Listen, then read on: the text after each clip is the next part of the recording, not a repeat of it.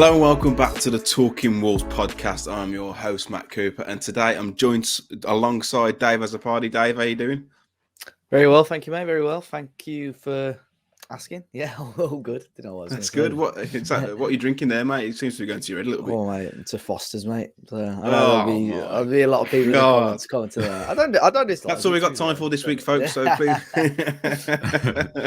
It's not too awful. Bad. That's why I poured it in a glass rather than drinking from the can. Pepsi bottle, Coca-Cola glass. Coca-Cola glass. Yeah, so a bit of Foster's tonight. Have you bought that, or was it already in the house? It was from Christmas. I think he just bought loads of crates of different beer, and he's, funnily enough, one of the last beers left in the fridge. So, yeah. Can't imagine why. But we're not alone, are we, Dave? We're joined by Finn. Finn, how are you, mate?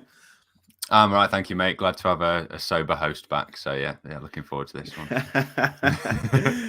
Your internet's on the blink a little bit, isn't it? So we might be crossing live to Finn at one point with my finger in my ear. We normally get a bit of a delay, and you may see that there's only three of us this week. George actually can't make the podcast. Should we tell the listeners why, or should we tell them? He's doing his partner duties, isn't he? His girlfriend, fiance, fiance, isn't it? I think fiance Knowles. Yeah, she's they've actually gone to see Mamma Mia in theatre, so he said he couldn't do the podcast, which I don't know about you boys. I think it's a bit of a flimsy excuse. Yeah. I don't know. It's probably a good job he's going to watch Mamma Mia rather than discuss the Man City game. To be fair, so he'll probably enjoy that a bit more. No, but yeah, no George this week. He's had a well-earned week off. I think his missus wants a bit of time back with him as well, bless. So yeah, no George, but doesn't matter, boys. We'll crack on. It's not as positive as last week's podcast, though, is it? It's been a bit of a, I don't know, same old Wolves. Last week we'll be looking back at the Liverpool Wolves game, the Man City game. No games to preview, actually, because you haven't got a game for 2 weeks, which makes the loss even a bit more frustrating, because I know that both fans, players and staff will be chewing on it a little bit, and then, of course, we'll be taking some of your questions at the end of the show. But let's start with the Liverpool game, Dave, which feels like an eternity ago. Looking at that Liverpool side that was put out, do you think it could be an opportunity missed?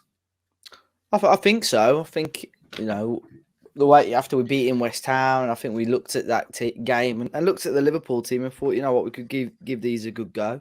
There's still some quality players in there for Liverpool, but I think with the strength that we went, we could have really, taken it further. And it was a fairly close game, but obviously just Wolves being the same old Wolves and not threatening the goalkeeper enough. So yeah, disappointed, but the small positive from it now is, obviously we're out of the Carabao Cup, we're out of the FA Cup. We could just put all our focus on the Premier League now. Yeah, and Finn, you obviously working in and around Molineux. What kind of videos were you watching before the game in that little box that the Match Today were in? What category had you gone for? I thought this because obviously it's the room we filmed the podcast in, wasn't it? At the end of the podcast. Yeah. So I thought, God, Tim Spears has left his phone hanging around. But no, yeah. I suppose. I mean, I didn't see any breaches of security within the day when I was there. So yeah, I mean, fair play to the guy. I watched a little video. It was very funny, but I wasn't actually at the game. I was there in the day, and then I'd actually double booked myself at the cinema. So I've seen the highlights. I went to watch the new Jared Butler film, and it wasn't great. But then I came out, and my parents said I didn't miss much with the Wolves game either. So two mediocre viewing options really for the night. But I saw the first 10 minutes. So I saw obviously the BBC thing, and I saw the lights go out. So I think I saw pretty much the highlights of the game. But yeah, it didn't sound great. I think Dave was the only one out of the four of us who went. I watched it at home. I did have tickets, but I gave them to my parents, so I felt so under the weather. And Dave, how cold is it at Molineux? Was it freezing? It was cold, to be fair. Yeah, I had the old Castor gear on, so pretty well geared up. Of course he does. I don't know. Pretty geared up. And you're wearing your Castor. Out about, those big Castor coats, mate. You're laughing. It's just like an extra pair of, I don't know, skin across your body. And I never feel too cold in those. Yeah, no, it was all right. I know when the ticket prices came out, I was umming and ahhing about going. I thought I've got to go. Obviously, it's home game, but I know a lot of people didn't. Whether that was because of how we've been playing, whether because of the farce of the first game, but some people thought 20 quid was a good price. I didn't mind it, but I know a couple of people that said they weren't going to go because they couldn't be asked to spend 20 quid again, especially when it was on the TV. So Yeah, I braved it, but yeah, disappointed obviously with the overall performance. I think a lot of people that had bought tickets and they got to the day, very much my position. And I think a lot of people driven by the weather because I think that's when the cold had properly started to set in. And my timeline was awash with 2 tickets available, don't want any money for them. Yeah. Which I prefer them than obviously not going. That's why I gave mine to my parents. But Dave, it was such a obviously strange build to the game. I was messaging you about what happened in the BBC studio. Couldn't believe it. And then 2 or 3 minutes into the game, I think, or it may have even been a bit shorter, Adama Traore gets to the bar line, puts an unbelievable cross into the box, and the lights go off at Molineux. Now, I don't know if you've seen the footage of it that someone filmed from the game, but it basically puts it on a plate for 8 Nori. It's just that look, isn't it? Yeah, I think it was about 60 to 90 seconds in off the top of my head, and it was a really good start. I know it was only the opening few moments of the game, but we started off really brightly, and that was clearly the plan early doors. Try and get it to Adama and see what you could do. Run it against this, sort of inexperienced Liverpool backline. And it was a half decent ball in. The issue was there was actually power cuts all across Wolverhampton City before the game, so I don't know if that was that's why that had happened. But even I know people that are familiar with the town centre, like the pubs, like the main road where the art galleries and stuff, no street lights or anything. It was just pitch black. It was proper weird. And then when that happened I thought, oh my God, we're going to have this all throughout the night, aren't we? With like little power cuts and so on. But yeah, it's frustrating because I do wonder if the lights had stayed on, Ain't Nori's got his full vision on the ball. If he puts that on target and maybe even gives us an early lead. Yeah, and VAR was actually off for about 20 to 25 minutes as well because they couldn't get the power to the trucks outside. So, knowing our luck, we'd have had 7 penalty shouts and none of them have been looked at. There's a thing as well that a lot of people moaning that Liverpool got possession back as well. But they shouldn't have, I don't think.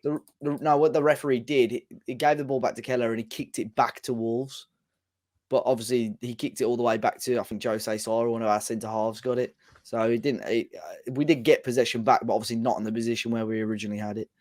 Yeah, which again, it's fair enough, but a bit of a strange kind of performance because I thought like at times we may have we started to look like we were going to get an attack and then it would just break down, and I feel like we only started playing the last 10 or 15 minutes. But let's talk about the Liverpool goal. I think Neves was the player who got caught out of possession. And Liverpool broke, and Harvey Elliott's broke with purpose. You could argue that maybe Johnny or perhaps not Totti, because there was a player, I think I can't remember who the centre forward was playing at the time. Was it Nunes? I'm not sure. Was running through, so he had to cover that run. But what is Jose Sá doing for that goal? Yeah, the defending was very Roger Johnson, like when he used to do the back off, so Elliott could gain all those yards. But the actual goalkeeping, I mean, I think the best way to describe it, legit, is pro club's goalkeeping. That's your mate that's just gone in for one game, and it's like, what on earth? Why you stood there? Keeping, literally. So yeah, that was he's normally a striker on pro clubs. You're coasting to promotion or whatever, and he's gone for a game in goal. But Wolves really aren't coasting for promotion, so we can't afford we can't get promoted, you know what I mean? Going for winning the cup. So yeah, it was really, really strange. Obviously, I've seen the highlights of that, and I've never really rated Harvey Elliott. So it annoyed me that he scored the goal as well, because people are saying what a goal when really it should be catching practice. But yeah, I don't know what he's doing. I think that's the theme of today's podcast is going to be what was Sá doing, and yeah, that's the first instance. Yeah, Dave, what were your thoughts on it? Do you feel that from where he struck the ball, you may encourage players to have a dig from there? Because what was it like, over 30 yards? Or you may say, like, perhaps that's why they haven't closed him down, like have a pop, because Sá's typically a good shot stopper. Yeah, but at the same time, I don't think it was struck with any accuracy or venom either. It wasn't like it was a normal, it wasn't like he got a decent amount of power in it, but not enough that it should be testing the goalkeeper. At the very least, your keeper's got to be parrying it over the bar or whatever. But to get beaten from there is really, really disappointing. And I think you said, Matt, he just didn't. He was sort of backpedaling. He didn't get his legs sorted out. Just had no balance about him whatsoever. And it's disappointing because other than that, I suppose Liverpool, if they hadn't have scored there, would have had to probably get into second or third gear a lot earlier. But after that goal, they didn't look any better than Wolves, and that's what was frustrating, really, because I thought we were in the game for most of the match. Although we didn't play well, we were still in the game. I don't want to go all like goalkeeper on you, but it's his set position. So it's when you're playing goal and you anticipate a shot, it's called a set position, and you set, and you're almost like spring loaded, ready to anticipate where it's going, left, right, above. We got to go down low. But like you said, Dave is still travelling, and he hasn't got his set position, and maybe he has a sip of them Fosters.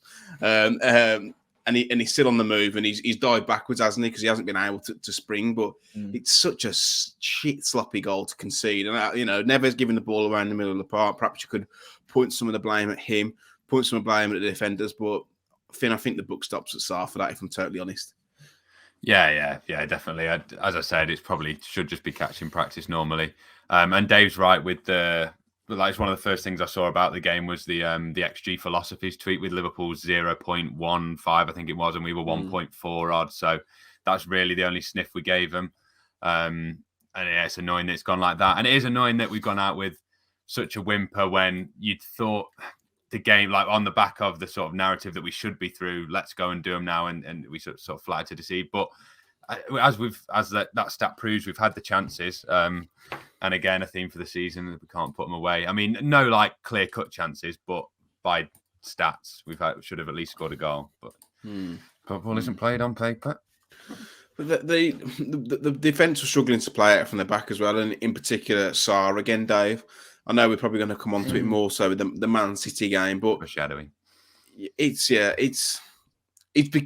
been a problem, hasn't it? It's been a problem the last few weeks. And someone said to me on Twitter, well, Sarr's doing exactly what Lopetegui wants him to do as well. He's not. He's trying to do what he wants him to do, but he can't do it. But I don't think that he can't play out from the back. It's just he cannot sense any danger, and he's so hesitant on the ball because sometimes he can play just the ball out left or right, and that's all it needs. But it's almost like he's got every moment in the world to just stroll out, take another touch. And how many times we've seen a player nearly take it off his toe? It's beyond me. I think I said this yesterday. I think on the review, I think you've got to look at it two ways. You've either got to look at if this is how Lopetegui wants to play long term, you're gonna have to replace the goalkeeper, or Lopetegui adjusts the way he plays. Where I think you can still play out from the back without relying heavily too much on your goalkeeper. But I think you're right. He's just a little bit too hesitant on the ball. But even when Bruno Lage wanted to play this certain way early part of the season, I can't remember too many times where Sarr has, scuffed it out of play or sliced it out of play. But just since the new year, really, I think shot stopping wise, he's been a little bit better. But when he's on the ball, it's like horrific. The one at Villa, when he had it on his left foot and it somehow went out for a corner, he did the same against the Liverpool again during the week.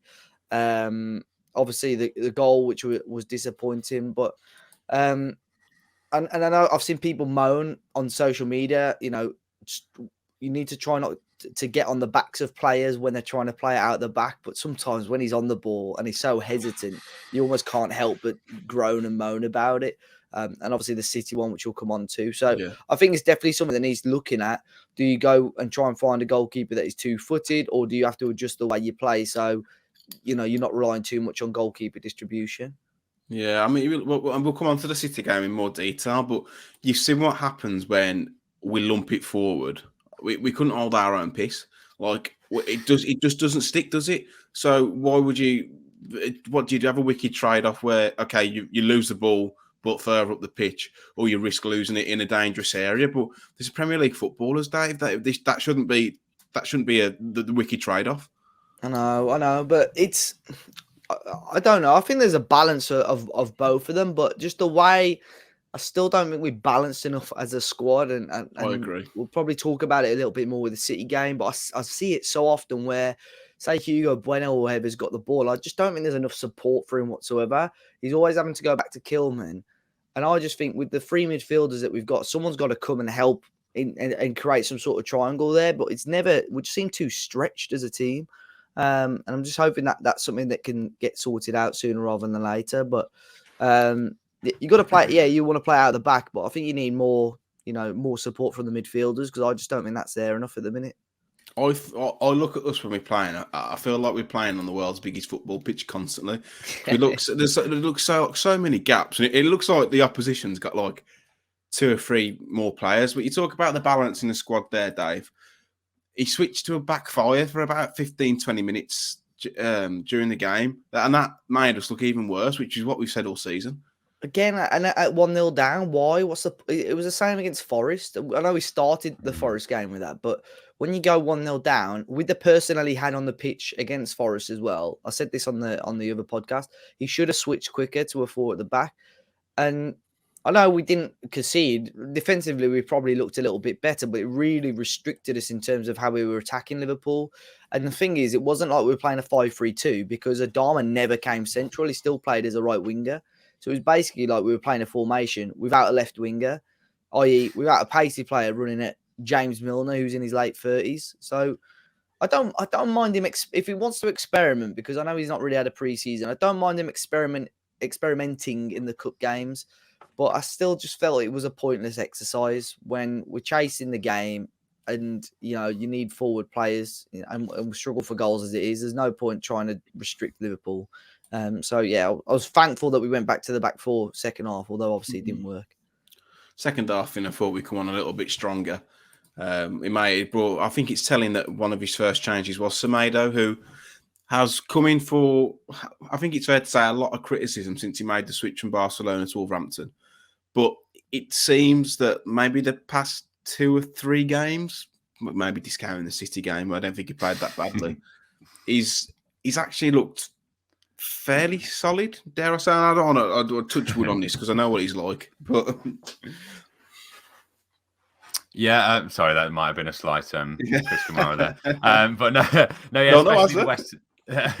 especially the West Ham game. I thought he was superb, as we said, probably his best game in a Wolves shirt. So yeah, I mean, Lembakis didn't have a great 45 from what I could see as well, and there was a little bit of an improvement in the second half there with him, with Semedo. So yeah, I mean, I think we discussed in the group chat as well. Now he has got that license to go forward. I mean, he did have that in the 5 as well, but I don't think he ever knew whether he was coming or going in the 5, and he was sort of effective maybe with his dribbling skills for a right back in that sort of middle area of the pitch, but defensively and offensively in the 5. Yeah, as you say, since he's come in, it didn't look great. So maybe we are starting to see a better Semedo. I think the coolest head, especially when we're coming to the sort of playing out from the back side of things, I think Bueno, despite being the youngest, is probably the coolest head back there. So they always seem to panic chuck one out to him and see what he can do with it, or launch it out for a throw in. So it is strange. I think, yeah, this is the Semedo.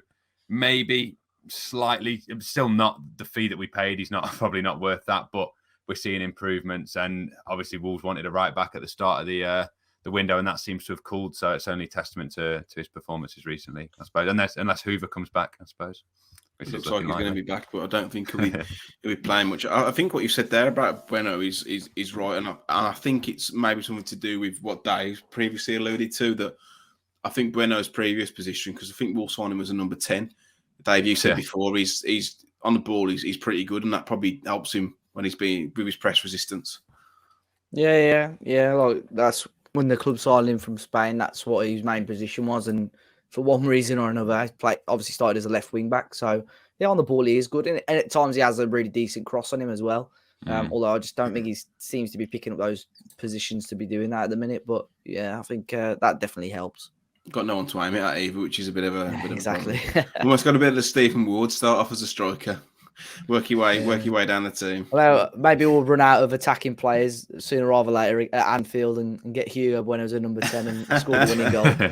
Or that we'll be putting a pair of Zondikos on if Sark keeps pissing around at the back. So that's the players to tell, let's say. But yeah, disappointing way to go out of the cup. But you know, the big one was the Man City game. Dave, I don't think that you expected, Finney, you expected a result. But do you think that Lopetegui got the selection wrong from the starting point, Dave? It was a bit of a strange one, especially with the front three, with Hwang, Adama, and Jimenez. I thought that was the main issue, the front three. I thought obviously goalkeeper Sarr picks himself at the moment, which I'm sure we'll talk about.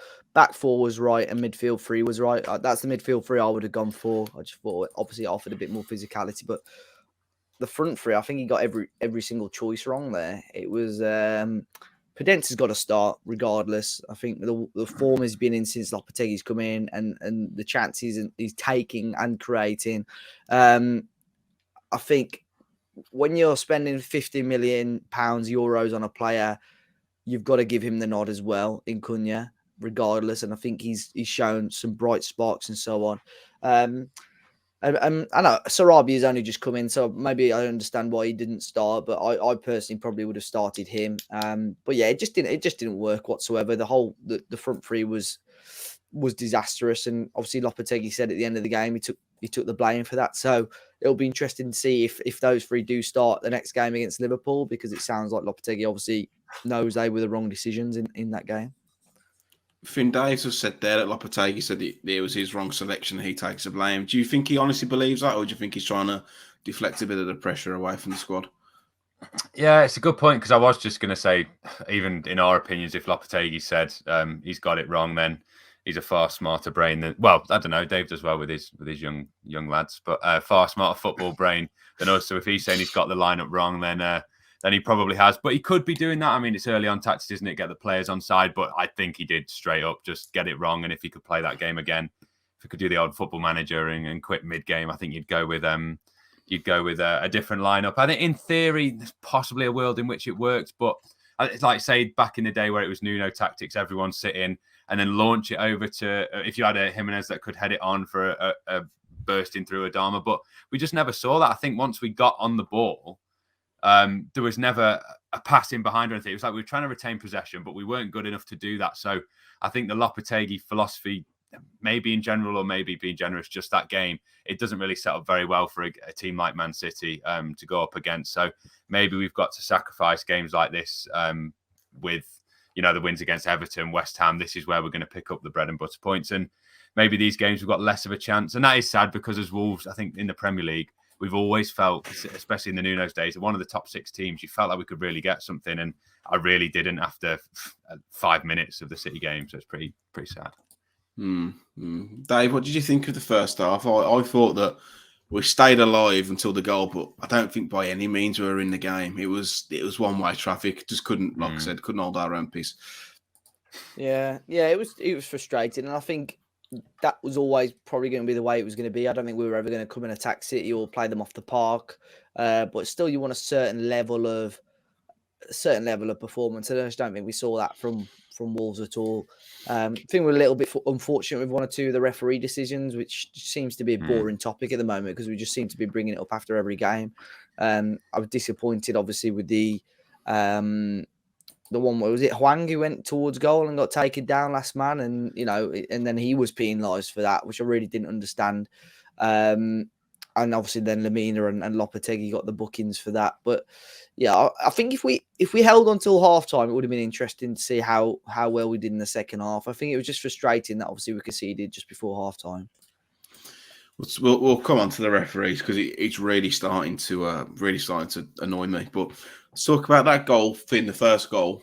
It's almost like, and I know it's easier said than done, but it's almost like we didn't learn our lessons from the reverse fixture at Molineux, giving Kevin De Bruyne the freedom of the park in those areas, in and around that 18-yard, and he was in the 18-yard box, that corner of the box, who is, for me, the most accomplished crosser in the world at the minute. All the space and time that he needed. I think Nunes could have got out to him. I think he got sucked in with Bueno and Mahrez, but it's frustrating, isn't it? Yeah, the most annoying thing is that this goal was probably the only non-terrible, as in it's the only goal where you could sort of hold your hands up, and it's still not great. Because if, as you say, I think it was down that same side, that early goal in the first game, down our left-hand side. And if you give Kevin De Bruyne one of the best passers of the ball, puts in a peach of a cross, and then you've got one of the best finishers there and one of the tallest players, tallest strikers as well, to put it away. So it is avoidable, but it's the other two goals that annoyed me the most. But yeah, I mean, we defended okay. As we said, we didn't really feel like we were in the game. But you can't make mistakes. And yeah, if you give, as I say, give the best man the chance to give the ball to the other best man, then it's not looking good. But then I think even 1-0, you've kind of held out maybe 2% hope. And then, yeah, it's the goals in the second half that are so avoidable. Dave, at half-time, the front three got hooked in favour for, I think it was Moutinho, Podence and Cunha. Do you think that just... Sarabia and Cunha, was it? Okay. Yeah. And then not long after, Wolves are giving away a penalty. Have you seen the penalty back? Do you think it's a bit soft? It's hard to tell off the replay, isn't it? Yeah. Like, I thought it was really soft, but then at the same time, there were very little players sort of arguing against it, I thought. But it's so hard to tell on the replay. It looks like there's barely any touch on the City player whatsoever. So, yeah, I think they just gave up after that when they got given, and obviously Haaland scored it. But yeah, I've seen a replay today as well. It's just so hard to tell whether there was any contact. But I just sort of took into account the players' reactions and thought, well, yeah, it must be a penalty. Yeah. It was it was down the far side, wasn't it? So where we were, you couldn't really tell. But one of my dad's good friends does like the in-house commentary for Man City, and he said the one in the first half was way more of a penalty that wasn't given on Grealish than the. I thought that was a pen. I thought we were yeah. lucky. I thought that we were lucky that didn't get given. Yeah, yeah. Again, it's soft though, isn't it? Because he's like Grealish has dangled a leg out and gone down like he's been sniped. But you'd almost want your players to do that, wouldn't you? Because I know if our player didn't do that, I'd be thinking, what are you doing? Like you need to get down in those situations. But let's try and relax and talk about the third goal. It's trying to get too heated, and I promise myself I'm not going to get so irate about this day. But let's discuss it. What is he doing? I don't know. It's because it's not even like it was a miss kick. He looked in that direction and passed in that direction, but I don't know who it was to. So I really don't know. And Morris could have shot, and I think we would have had the players back there to maybe block it. But I think, with City now, they just know if they can give it to Haaland in and around the area, he's going to put it in the back of the net. That's exactly what he did. But when you're up against it, against teams like Manchester City, it's going to be a tough game. And even if you have an immaculate game and make no mistakes, there's still a chance that you might lose to Manchester City. But when you're giving them a helping hand like that, even at the home game at Molineux, like the red card we had against us, you could do, and it was a stupid red card from Nathan Collins. You could do without that sort of stuff. But he literally he may as well have just like put the ball on the spot and walked out the way, and because it was just frustrating. It's just basic crap, which we can't. It's got to stop. We've got to make sure we don't have any of those mistakes again. There's a ball that you can go out wide to Bueno though, Kilman to Bueno, and the acres of space. Yeah. I think he tried to play the ball into I don't know if it's Lamina or one of the midfielders, but like we've said, there was time on the ball. There was no need to hesitate, and he's hesitated and played that ball out, Finn. But I'm surprised it hasn't happened sooner, Finn. Yeah, and I think, was it Kieran that said on the fans react, it's probably the best situation in which we can hope for this to happen if it was going to happen soon, because you do that in as once you're 2-0 down. I know we have got to worry about goal difference, but this hopefully is the warning sign.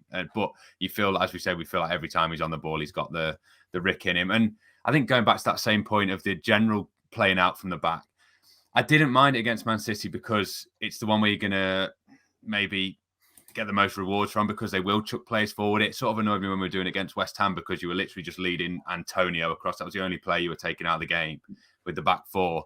So maybe it won't happen in those smaller games, but I think it's just it's going to highlight a wider point that, yeah, if we've got a goalkeeper that's not capable, that is, as you say, is looking at a footballer, Riyad Mahrez, and go, right, okay, you can't then trust that from then on. And it's strange because he's our player of the season last season, and to say, I don't think Bruno was massively launch it long. He still trusted Sarr with his feet. So to see the regression is worrying. Hopefully it's just short-term form. But as you say, there's not really an explanation. It's not really, you can't even class it as a mistake. Can you class it as a mistake? He's seen the guy and passed it straight to him. I mean, I had Mahrez and Haaland in my FPL, so I thought at least it's nice that he passed it across to Haaland to get the assist, get more points if it was going to go in. But no, yeah, it's just really frustrating. But as I say, if it's going to happen at any time, at least it's a goal that doesn't mean anything. Because if he does that in an important game, Dave, we said it at the start. It feels like it's happened every single game now since Lopetegui's come in. Do you think there could be? And I don't think unless they bring another keeper in, there's a case for him to be dropped, because I think Sarkis is just as, don't want to say just as bad, but very similar in terms of what their stronger and weaker attributes are. But do you think that may be part of the problem, Dave, that he hasn't got a number two like Ruddy breathing down his neck? Possibly. But again, I know there's already people been asking today or commenting on our latest video saying, are we going to sign a goalkeeper? And I don't think, obviously, I know it was reported by the Express and Star earlier this month, but I don't think it will be a priority for Wolves as much this year. Has it? I was going to say, has it cost us a game? I suppose his mistake versus Liverpool had cost us a game last time, but I think it's difficult when it's Man City, because for me this was a free hit and I don't really want to look into it too much. And like Finn said, I'd rather it happen now when we're already 2-0 down and the game's done than it happen in a couple of weeks' time, for argument's sake, against Southampton. But and I always remember what a coach said to me years ago, and he goes, "Yes, we could blame a goalkeeper for the odd mistake, but why aren't we putting more blame on the strikers and the attackers for not scoring the goals down the other end of the pitch as well?" So I think it's both things are going to balance themselves out, and I think it's just like after yesterday, we need to find another scapegoat. We haven't got a striker. We all know Raul isn't as the Raul that he used to be. So who else can we blame for something else? And I know it's a crap error by Sarr, but we just got to make sure it doesn't happen again. And we all know he's a good goalkeeper. We saw what he was capable of last year. Just got to make sure, we iron out those mistakes. We've got 2 weeks to do it. Yeah, and I think like sometimes scapegoats are maybe formed a little bit unjust, but I feel like you could blame him for that because it's so cut and dry. You can definitely blame him for that, yeah. Yeah, and I think for the Liverpool one, but I don't think Sarkic will come in, and I think if maybe Lopetegui rated Sarkic, he probably would have played the Liverpool FA Cup game. Yeah. At home, I think he would have, but it's a playing out from the back that's obviously seems to be a little bit of a problem for him. Finn, what do you think the solution is to that? We always look best, I feel, when we draw teams onto us and we play out from the back and we play around the press and we can get out at teams. Granted, it doesn't happen very often, but that's where we create most of our chances. But then on the flip side, teams know that, okay, Sarr isn't great with his feet. As soon as the ball's going to him, trigger the press. If you ever watch Brighton, teams don't press Sanchez because of how good his distribution is. And it makes you harder to press against. But with us, you've seen it. Every team does it. So what do you think the answer is? 12 marks. You are right. I think people will start to smell blood now. And it's like, yeah, it's literally if the ball's at him, go at him. And I think even in the season before, he'd try the odd Cruyff turn that wouldn't come off and your heart would be in your mouth. But especially now there's proven, evidence that this could bear fruit. Because, I mean, in that City game, I mean, we're criticising Raul, but even he could have put away a penalty in an open goal. So we didn't make it hard for one of the best strikers in the world. And yeah, trying to extend this into a 12 marker, I think I've probably covered about 4 marks there. So I'll try and dig a little bit deeper and say your options are you've got a week left in the window. But it just seemed like a big upheaval because he is a brilliant shot stopper. So one of the other options is, right, can you afford to, as in you only need the pass to Kilman, to Bueno, to Nunes, and against Man City we were out. Don't bother going back to him. I know it's not real tactical talk, but just don't go. It's not worth the risk. You can still play out from the back, then give the keeper 5 touches, because every single touch it takes a couple of years off my life expectancy. I think it's not worth it. But it's when you are playing out from the back, like you should be using your keeper as almost like an outfield player, because it opens up so many more like different passing lanes. And if you say like don't give it to him, it makes it so much more difficult for the team to actually play. Yeah, it's 11v10 goes down to 10v10, doesn't it? That's the idea, isn't it? That you have that extra player. Yeah. And it's so more beneficial in build-up play to have the kit. And you haven't got a keeper like Ederson who can launch a ball 90 yards and put it on a sixpence. But there's even sometimes where there's a ball on out wide where all he just needs to do is just to clip it out wide. And even those, Dave, more often than not now, they're going out for a throw-in, and it's stopping Wolves playing how Lopetegui wants them to play, I feel. That's probably why that so early on, that was, I think it was Christmas Day, the story came out about a goalkeeper. That's probably why, and Lopetegui's identified it. So I think it's such a difficult position to look at in January, because if you want an upgrade on Jose Sarr, you're probably going to need to buy somebody's number 1, and which club are going to sell their number 1 goalkeeper, especially now, like the last week of January. So I think he's definitely a project for the summer, but fingers crossed we'll stay up. We get by now for the next few months, but I wouldn't be surprised if that's one of the first positions the club look at in the summer. It's very difficult to buy a well-rounded goalkeeper as well, quite astutely, because the vibe. If you look at keepers across the Premier League, you've got the top two, probably Edison and Alisson, who have got fantastic with the ball at their feet. Ironically, Alisson passed it straight to Grealish, and Edison made a mistake in the week, but also shot stopping, commanding in the area. But then as you work your way down the leagues, you've got the likes of Nick Pope, who are unbelievable shot stoppers, command their area, but can't kick a ball. That's why I think Newcastle still play quite direct though, don't they, as well? Yeah. So I think you can still win games and score goals by doing that. But obviously we just need to find the balance between the two, I feel. Yeah. But there's a reason why Edison cost a load of money, and there's a reason why Alisson is the most expensive keeper in the world, because there's still not that many goalkeepers who are well-rounded, who with that experience. I think as we all get older, that'll change, because that's how they've been coached now from early age. But I still think we're still in that generation now where it's only probably been the last 5 or 6 years where keepers need to be as good as out with the feet as outfield players do. But Finn, do you make a sacrifice with the playing style? Do you go longer? Because like I said at the start, every time we go long, nothing sticks, and we're surrendering possession. It's a real tough one for him to figure out. Yeah, I mean, the best option from those kicks is Adama at the moment, because the leap he's got on him. I don't know whether I hadn't noticed that in all the other years. He's got no direction with a header, is he? He can win it. He doesn't know where he's going to go. Yeah, it goes out for a throw-in, but at least he wins it. But it's just better than what we've got the other options. But no, yeah, I think the onus in the summer was to get more of a target man forward. Obviously, he was then cropped within 45 minutes. So I think it would have been a lot better having a bloke that was 6'7" up there to solve that issue. I don't know whether are we going over the top, because Sarr was a breath of fresh air when he first came in, because he would actually come off his line. So he's got every other aspect really. Like even that's probably a little bit though. There's been a couple of occasions recently. Again, not really sure if that's tactical or not. But Ruddy said when we interviewed him, he's the most laid-back bloke I've ever met, and that at the minute that's showing. Yeah. So I don't know what the issue is. Maybe, I mean, if he does another one in the next 3 weeks, then again the window's going to have closed, so that's one of your options gone out the window. I really don't know what to say, but let's just hope it's a dip in form, and once next season, maybe you could still keep Sarr, as you say, and then you have got that option to go direct if Kalajic is going to be the starting striker. I don't know. There's so many ifs and buts, but if you could you can afford, as you say, the best keepers in the world, like Alisson. I forgot he did throw on directly to Guedes a couple of weeks ago, and he's known as one of the best in the world. And as you say, it's going to cost a lot. Thinking of options, it's a shame that Bono had such a good World Cup for Lopetegui to bring another one of his old mates in from Sevilla as well, because he seems rather good, but that price will have gone up as well. So I don't know. I'd probably just go cautious now and maybe adapt slightly. But as you say, we haven't got a tall. Cunha's not really. I don't know. You got any options to add myself a few more marks on this answer?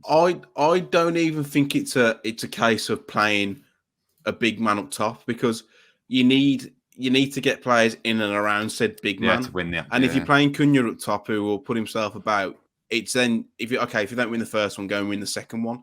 But if you look every time the ball goes up, Dave, you could probably build an house between all three of the front three, and even the midfield. Yeah, it's too stretched. So you can do it that way. Defenders are the same as well, like at times. So that's for me. Something we've got to sort. And like I said earlier, whenever Kilman and Hugo Bueno have got the ball, even if when you play three in the midfield, you should have Neves or whoever's playing. You deploying as the left centre mid, come and support them.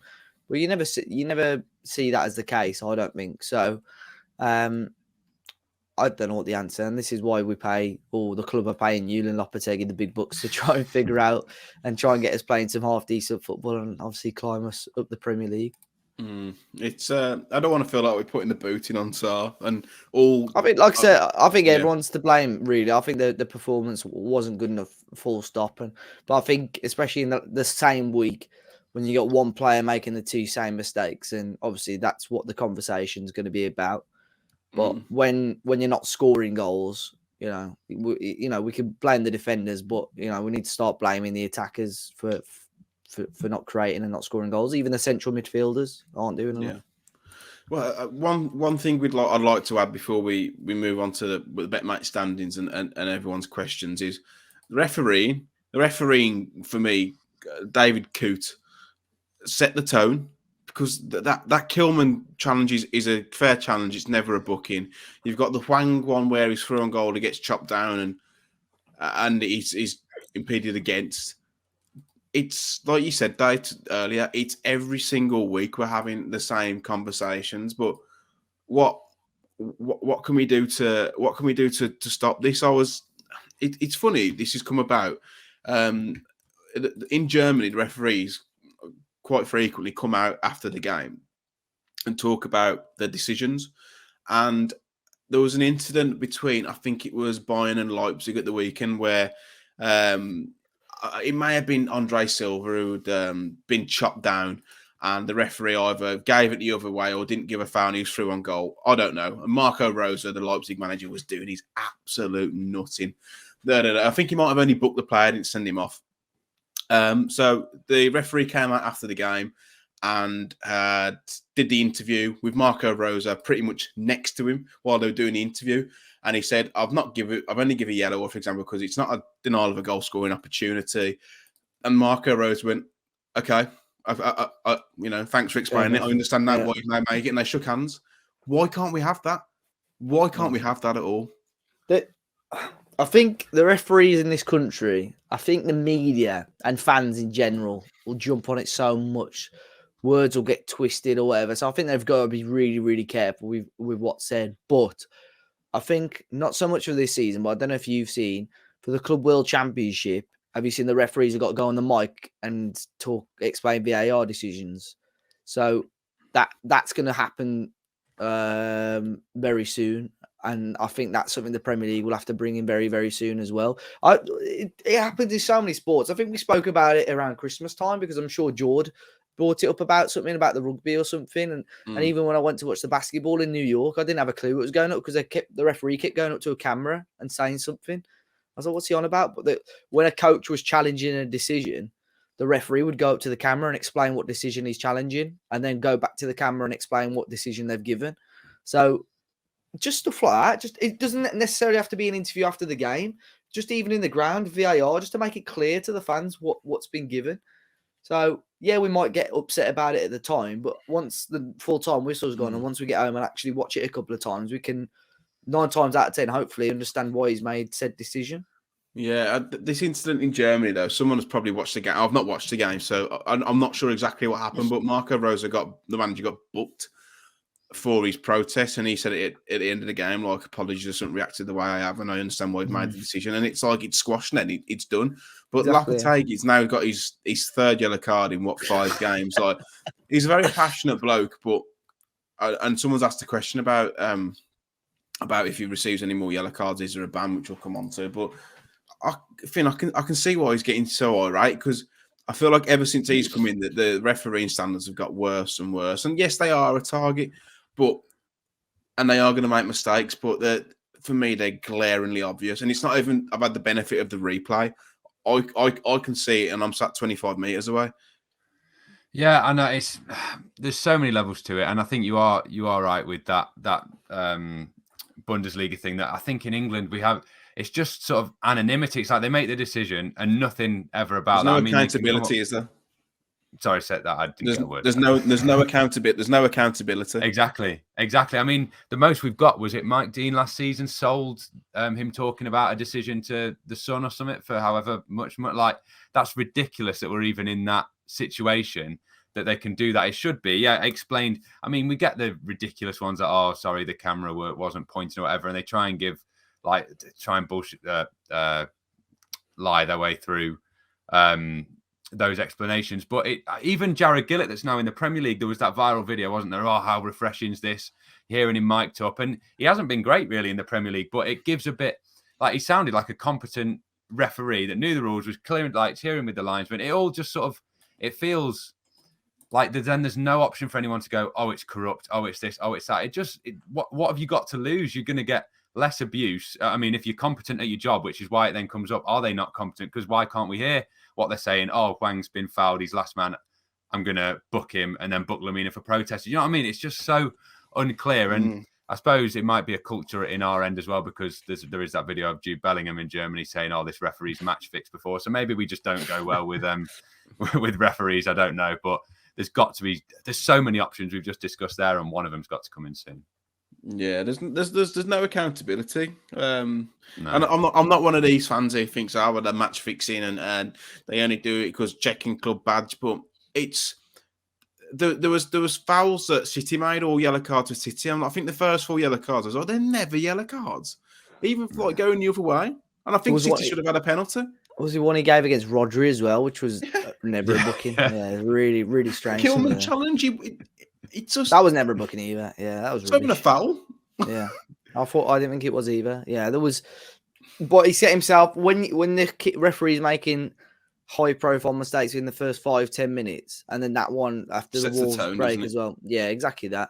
Because then if he makes one wrong booking, then the players are onto him, the manager onto him every single time. He's got a book. You set yourself. I know referee, talk about consistency and stuff, but sometimes they can be consistently wrong as well. Yeah. And I think that's what David Coote was yesterday. He had an atrocious performance. He's never been a great referee. But yeah, he's weird. Yeah. His demeanor's quite like trying to find some sort of assertiveness in his life once, and because he's like, all right, I'm the man. I don't know if you saw on the TV cameras, but everything was, come here, come to me. It's like, mate, relax, just because you've got a little bit of authority today. Yeah, I know when you go home, there's none, but. It was a bit of a stinker on the betmate part as well. Dave was the only one out of all of us who managed to take home any kind of money. He won £1.50. Dave, what have you spent it on, mate? It's bought me a little bit. It bought me a half of a brick for the extension, I think. So I'm sure bricks are more than £3 each as well. So probably not even that. A quarter. God knows, mate. God knows. Big shouts to Parks, who won it by 1 point with 81.5 points, which is a huge tally. I know it was across 2 games, but he won £90. But I actually had 66.5 points, and I don't think I've ever been part of a game where that kind of total hasn't landed me some money, and I was way off. But I think the problem was that everyone had captained Haaland, Dave. You needed to. Yeah, I captained Haaland. My issue, I went with Lamina midfield as well. I think if I went all Brentford City, I would have had a decent chance. But yeah, I went Lamina midfield. I had faith that obviously he'd get some more tackles and so on. When he got the booking, and that didn't really help me. But yeah, half decent. It's not too bad. Yeah, there's actually no betmate Wolves pot for any of the, obviously no fixtures next week. But if you still want to have a go, there's going to be loads of other pots there. And if you are thinking of signing up and you're not a customer already, you can use code TW10 and you'll receive £10 in free bets once you've placed your first paid pot, rather than £5 in free bets. So if you want to have a go, sign up and let us know how you get on. And of course, with all that, please gamble aware. Right then, lads, moving on to the questions, and there's a load of questions who have been sent in from our fans on Twitter, so big thanks to those who have sent them in. Rob has said, 4 different head coaches, what is the real reason why we are painfully blunt in front of goal? Freudian slip there, nearly came out. I'm assuming including Steve Davis in that as well, then, if you're saying 4. I think it's a striker. I think that's a big issue, when we had Raul firing on all cylinders early days under Nuno, we were absolutely fine. I think that big injury cost us, and we haven't had a proper number 9 since. We've obviously had Fabio, who's obviously not ready. Willian Jose, I thought it was a decent signing when we got him, but turned out to be an absolute disaster. And obviously Diego Costa's just probably passed it. So I think. Cunha, I like as a player. Guedes, obviously, I like, but those 2 players, did we necessarily need to bring them in? Imagine we had the 30 million or the 50 million and chuck that on a proper number 9. I think that's the big issue. And I'm starting to realise that, especially over the last few days, if we can get a decent number 9 in over the last week, we'll have a much, much better chance of staying in the Premier League. Don't think we're going to get one, though, do you? I don't think we will, but I'd love to see him panic and try and get somebody in. But I think that's one of the biggest issues why we're not scoring enough goals.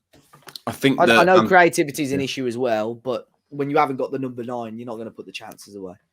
Yeah, I think Antonio probably would have been a sensible and I know obviously they've been linked with him, and Wolves have had a long-standing interest in him for quite some time, but I thought that because obviously they'd signed Ings, that Antonio could have been an option, but now Ings is out for a few weeks. I don't think that's going to be an option, but I really, and I watched him at the weekend, and I thought it was a little bit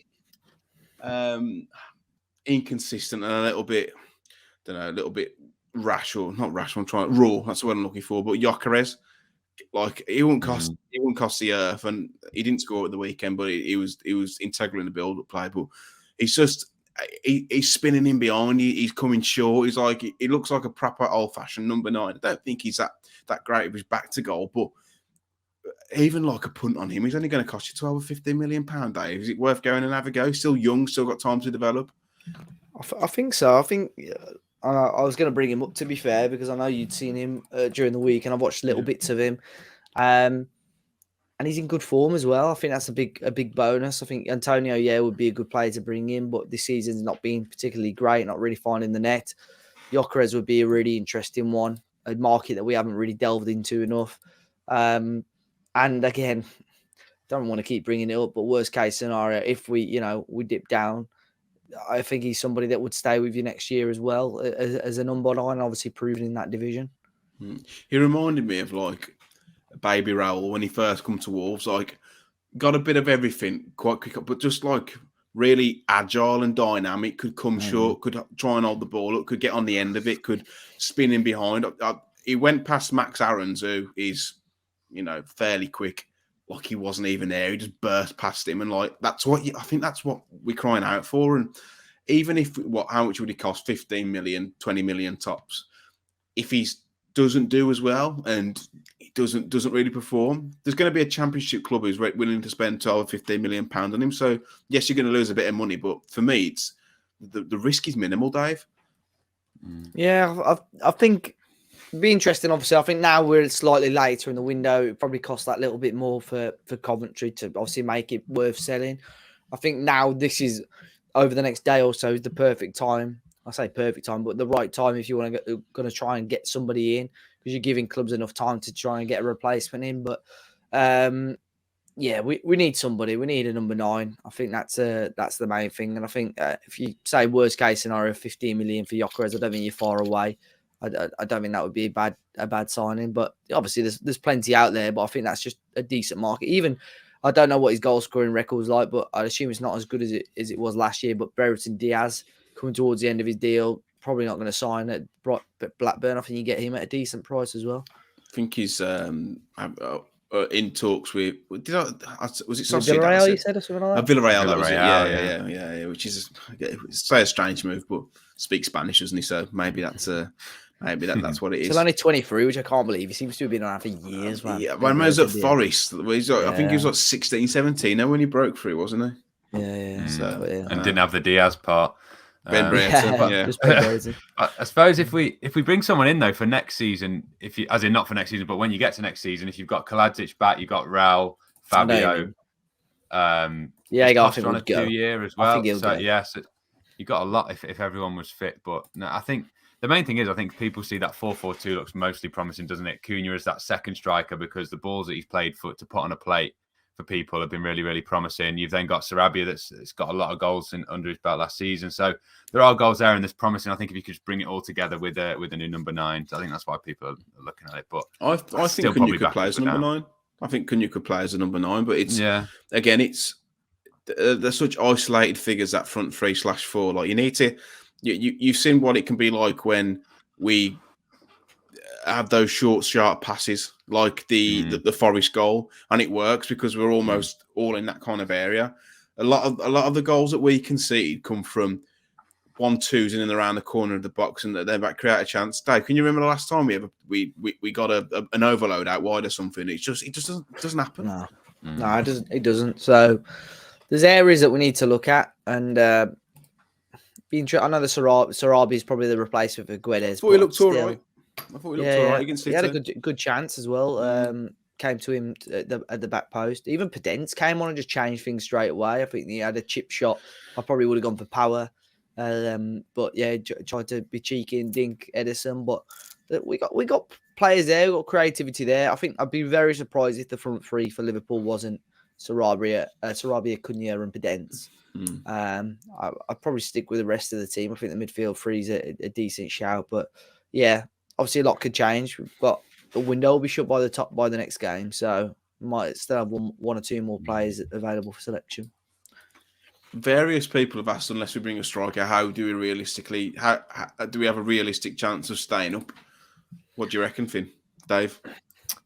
I suppose, sorry, I touched on it a bit there with saying that I think we probably still could with the goals that you'd hopefully get from Sarabia, Cunha. Like, you've got players that do, well, maybe more Sarabia than Cunha, but do have a little bit of a goal record, because I think at the start of the season, we had a team that hadn't scored more than 5 goals, had they each, in the season before. I think Pedence and Neves just about touching that. So I'll probably still back us, but as I say, I think for the best chance, I do really like that sort of 4-4-2, 4-2-2 shape. And if you knit that all together with a new striker, I think I'd be looking more mid-table. Whereas I think it will be a bit of a scrap if we can't find the goals from elsewhere as well. So we do have a chance of staying up without one, as I've just said. But I would like to just see it sort of shored up for the sake. Like, we've splashed a bit of money about, haven't we? So for the sake of one extra signing and the guaranteed Premier League money, I think you could risk it on a player like you'd mentioned with the Coventry guys.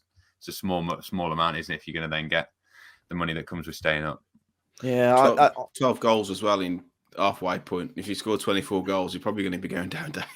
Yeah, yeah. Well, I've not posted the stat anywhere, but no team has stayed up at this stage of the season when they've scored only 12 goals. Any team that's only scored 12 goals at this stage of the season has been relegated. So that is obviously a concern. So we've got to, we never scored a lot of goals last season, but the main thing for Wolves was that we weren't conceding a lot of goals, so we were grinding out results, where it's the opposite this year. We can't score when we're still conceding a lot of goals.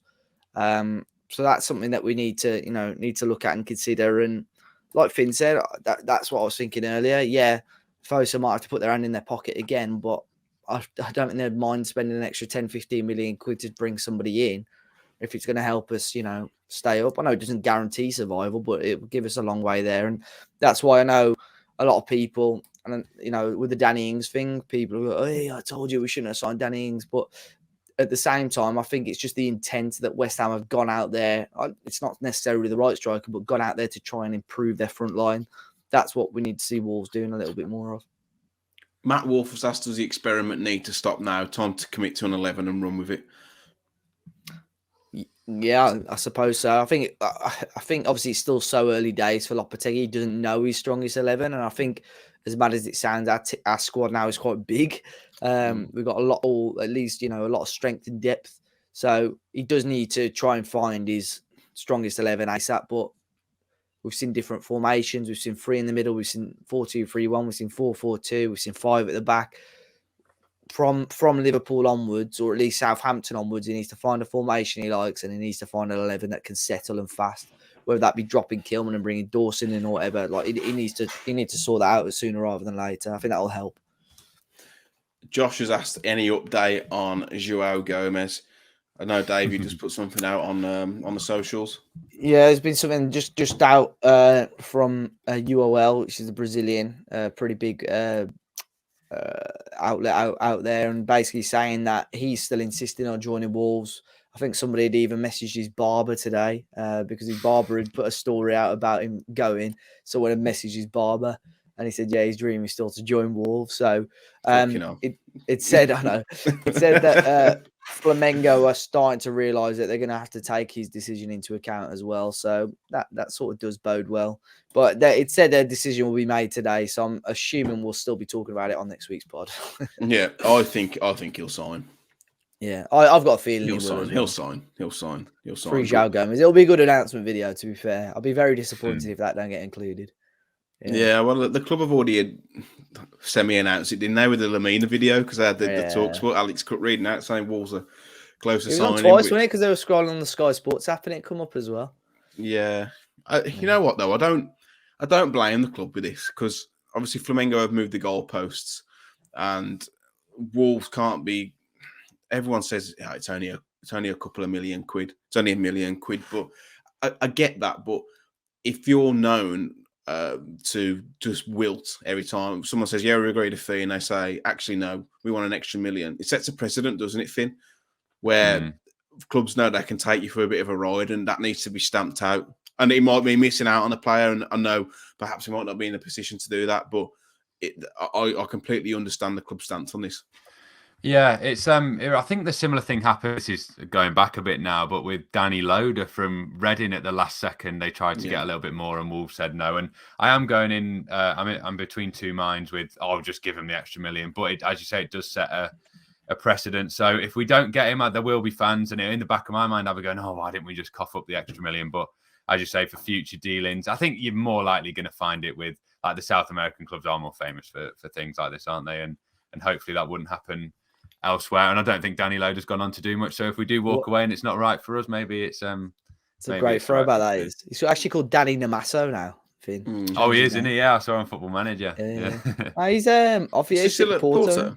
Yeah. He's played 10 league games this season, not scored a goal, but scored 2 in 3 in the cup. Oh, fit right. Played 2 Champions League games as well.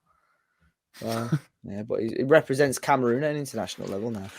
You do know that if we don't sign him, he'll become the next Enzo Fernandez, and if we do sign him, he'll become the next Segundo Castillo. There's absolutely Egert Johnson. Yeah, you just know it's going to happen. It's just that look, but I think he'll sign, and it's good to see and nice to feel that there's a player who desperately wants to come and play for the club and is itching to. And I get it's more so I think to do with the Premier League rather than the club, but it's still good to have, and I think it might. Bring a bit of the good times back to Molineux if he starts and plays. He could be that new cult figure. We don't have many of those at Molineux still. The atmosphere has been pretty poor. Well, it's been awful. Let's not lie. So hopefully they can get that over the line, and João Gomes can finally be freed. Amar's music show has since Lopetegui's come in, only Kilman has received more yellow cards than himself. Kilman's got 4, Lopetegui's got 3. The managers get a ban after a certain amount of yellows. Is this a problem for us that Lopetegui seems to pick up so many yellows? So just on the manager yellow cards, so they do actually receive a ban. So if a manager receives 4 yellow cards over the course of a season, so Lopetegui's 1 booking away from a 1-game touchline ban. If he gets 8 yellow cards, it's a 2-match ban. And if he gets 16 yellows, which I wouldn't put it past him, it's a FA misconduct hearing. And of course, obviously, if a second yellows card given to a manager during a game, then I'll be asked to leave the technical area, which shouldn't be a problem for Lopetegui because he doesn't spend any time in it. But is Dave, is it becoming a bit of a problem that he's picking up all these yellows? I think they're all warranted, to be honest. I think the one was against Liverpool. The one against City yesterday was a farce. What was the first one? Was it Everton, was it, or United? I can't remember. But yeah, I think they're all warranted, to be honest. I always see him in his technical area, mate. No, he's very much like Arteta, mate. He's like... whenever I always see him in his technical area, I think. He loves it. Yeah.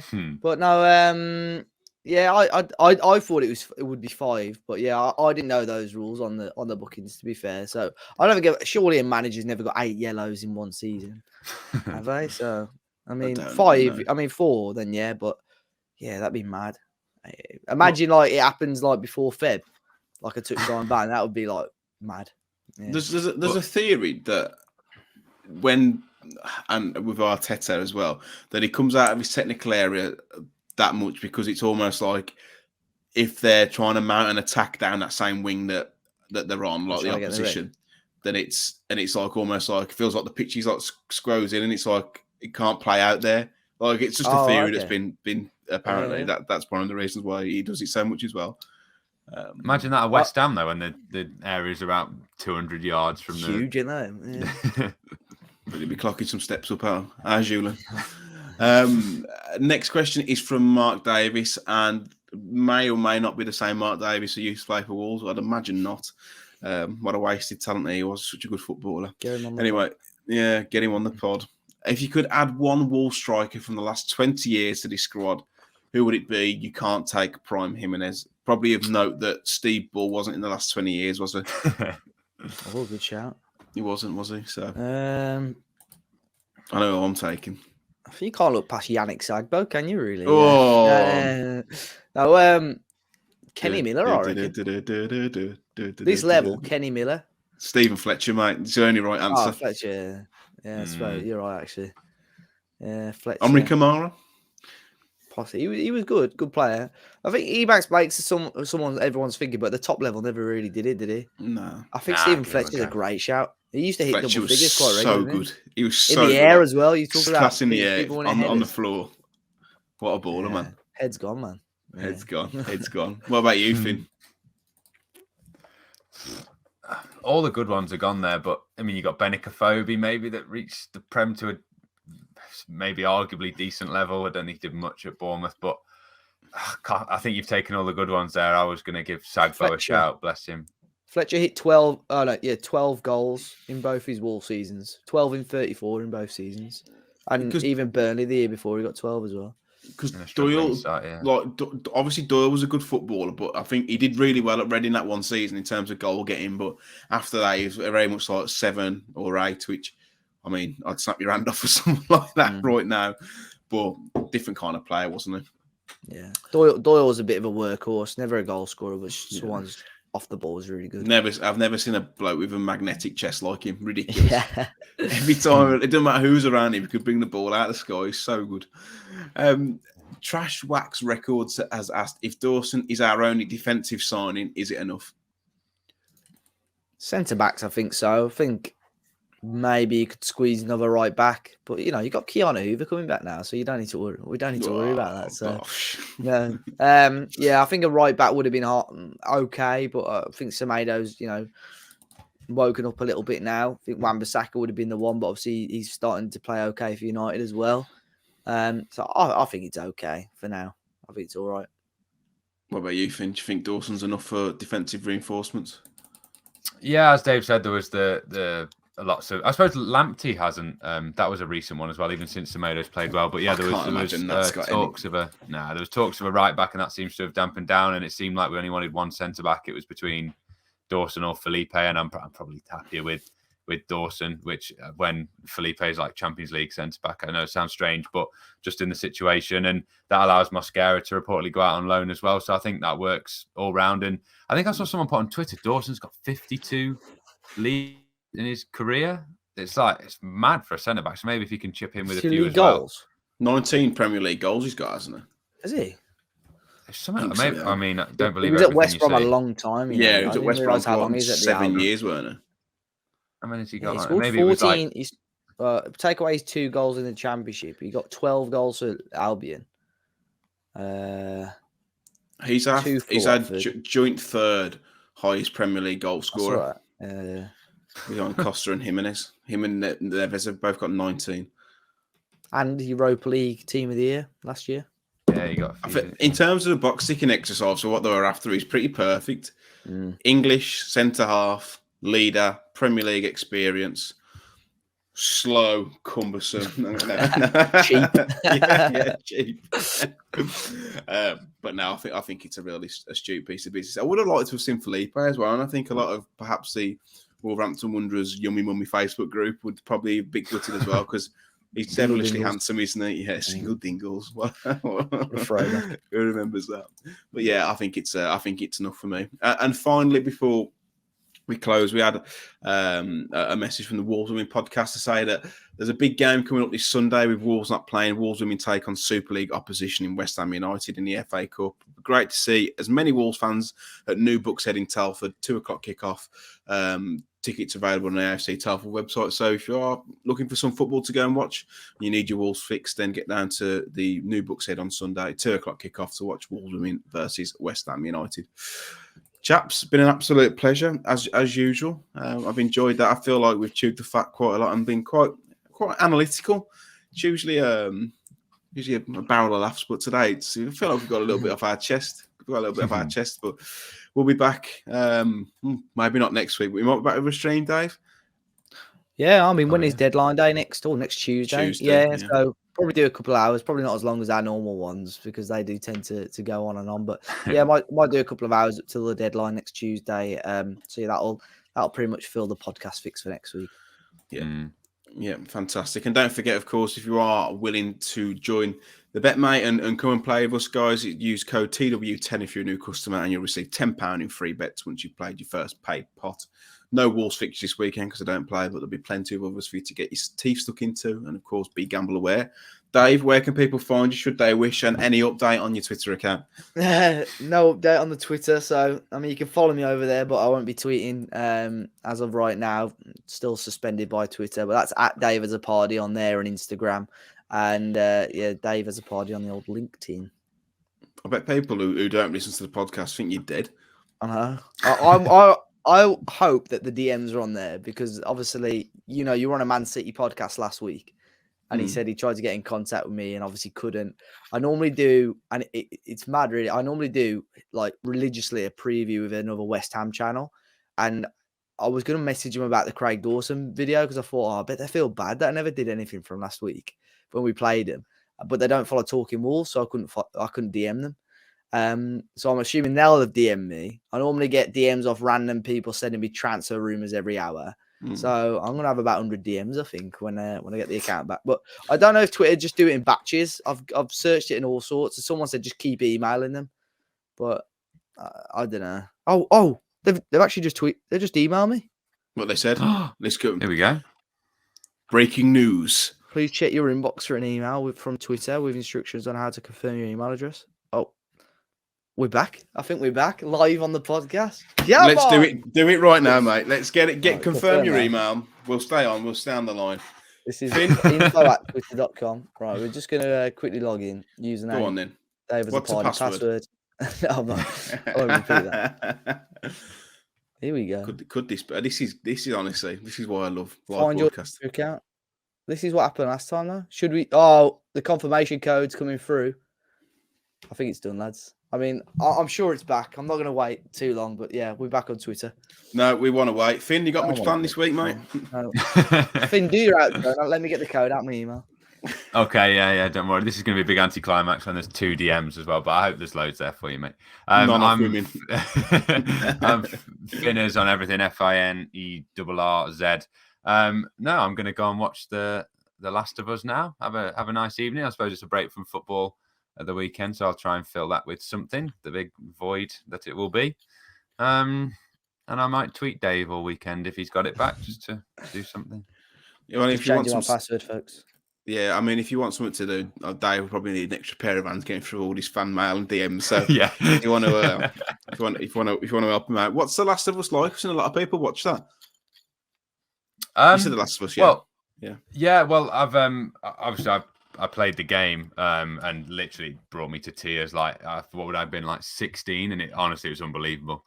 So it's a bit weird watching something that you know how it's going to end, whether they'll divert away. But I'm watching it with my parents, so I'm going to sort of like living it through them. But although it was really scary, like the first episode. But yeah, I can't recommend enough. I think it was 100% on Rotten Tomatoes for a while, so going down very, very well. Yeah. Really good. I'd recommend Sky Atlantic 9 o'clock. We should get sponsored, really. But Dave, where can people find you? Should they wish? At Dave as a party on Twitter. I'm back. It's getting 18 different DMs. So it's like, is that it? Yeah, it's like that's not. And I don't know how many notifications. It says 20 plus. So Dave, you need to tweet 21. Yeah. I'm gonna put the Undertaker gif. Yeah. Did that West Ham fan channel message you? No, they didn't. So well,